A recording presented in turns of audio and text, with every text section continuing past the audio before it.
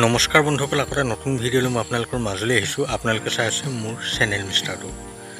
বন্ধুসকল, আপোনালোকেতো জানেই যে কালি 28 আগষ্ট তাৰিখে অৰুণাচলত এখন বৃহৎ লটাৰী কুপনৰ খেল হোৱাৰ কথা আছিল।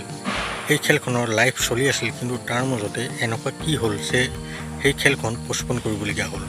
মই আপোনালোকক সকলোখিনি কথা ক'বলৈ কৈ আছোঁ, কিন্তু তাৰ আগতে আপোনালোক যদি মোৰ চেনেলত নতুনকৈ আহিছে তেনেহ'লে সকলোৱে মোৰ চেনেলটো ছাবস্ক্ৰাইব কৰি লওক আৰু ভিডিঅ'টো অলপ স্কিপ নকৰাকৈ চাই যাব। তেতিয়াহে কিন্তু আপোনালোকে সকলোখিনি কথা বুজি পাব।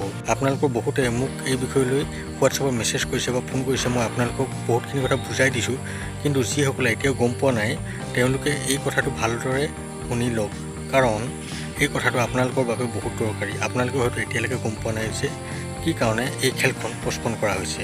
এই খেলখন পষ্টপন কৰাৰ এটা মেইন কাৰণ হ'ল কি, তেওঁলোকৰ বহুত টিকেট চেল হ'বলৈ আছিল।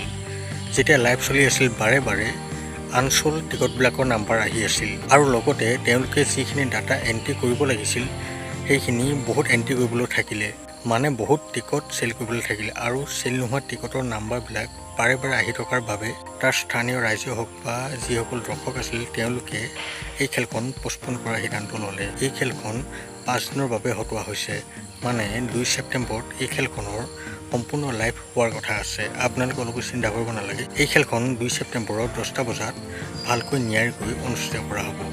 বন্ধুসকল, অহা 3 তাৰিখে অৰুণাচল আৰু এখন লটাৰী খেল আছে। সেই লটাৰী খেলখনো বহুত ভাল খেল হ'বলৈ গৈ আছে।